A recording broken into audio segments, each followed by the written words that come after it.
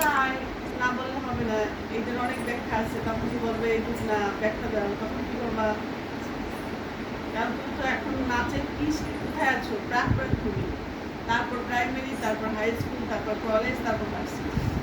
এখন ওই ভার্সিটির পড়া যদি তোমার আমি এখন বুঝাই, তাহলে তো এইগুলা বুঝছো না, বুঝতে পারছো? এই জন্য আমরা প্রাক প্রাথমিক থেকে শুরু করলে ওরা এই বিবৃতিতে শক্ত হবে। এবার হচ্ছে লয়।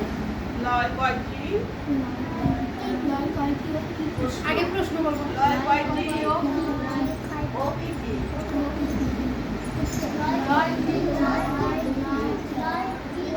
সাধারণত তিনটি।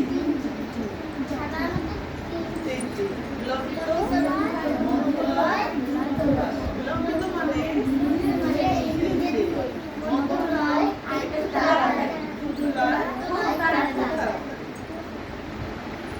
প্রশ্ন বলতে প্রশ্ন প্রশ্নটা অন্তত কমন করেছে।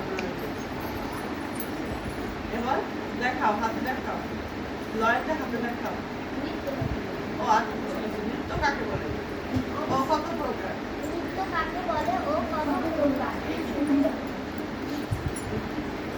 অঙ্গ প্রত্যঙ্গের মাধ্যমে মনের ভাব গানের সাথে মুদ্রার মাধ্যমে প্রকাশ করাকে মনের কথা নির্দেশ করে। এক কথা মিল লাগাইতে হবে।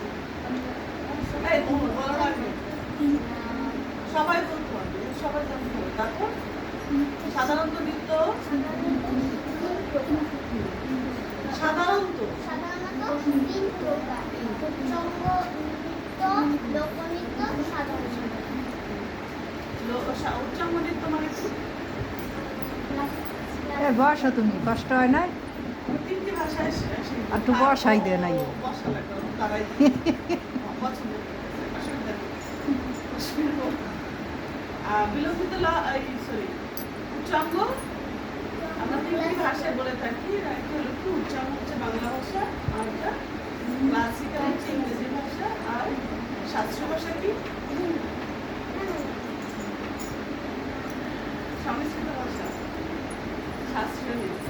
এবারে সাধারণ নৃত্য কি? সৃজনশীল নৃত্য। সৃজনশীল নৃত্যগুলোকে সাধারণ নৃত্য বলে। তারপর হচ্ছে লোকনৃত্য, ফোক, আমার কৃষ্টিগাথা, আমার সংস্কৃতিতে যে গানগুলো আছে, যে গ্রাম বাংলার যে গানগুলো আছে, এক কথাটা সবসময় লাগাবো। সাধারণত এক কথা, তাহলে সংক্ষিপ্ত উত্তর হয়। আর যদি এই দুটোর একটাও না দাদা, না না না, এটাতে আরো কিছু আছে। ঠিক আছে, আচ্ছা এবার হাতে দেখাও, লয়টা হাতে দেখাও। লয় দেখাইতে বলছে, প্রশ্ন না বলতে দেখছিলেন?